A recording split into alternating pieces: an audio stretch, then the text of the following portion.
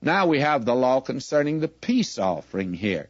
And this is the law of the sacrifice of peace offerings, which ye shall offer unto the Lord. Now the emphasis here is upon the fact that it must be a free will offering. The reason behind it's thanksgiving.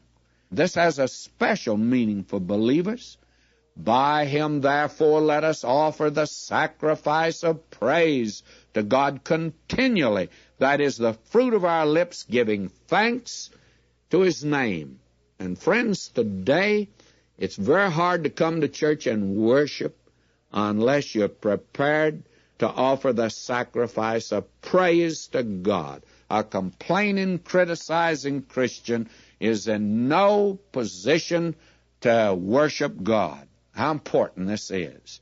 Now we're told here that besides the cakes he shall offer for his offering leavened bread. Now notice that. They were to be unleavened in verse 12. But here in verse 13, the bread was to be leavened. Now this is a very strange specific. Leaven is included. Why?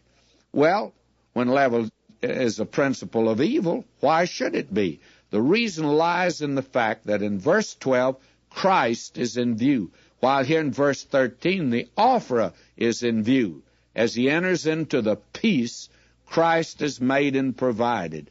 And you know, if we had to wait till we got perfect, none of us would be able to enter, and none of us would ever have peace. But his sins have been forgiven. He has peace with God, but it does not depend on the believer attaining sinless perfection. The leaven is present. Oh, how important that is. Now you have this as an offering to God.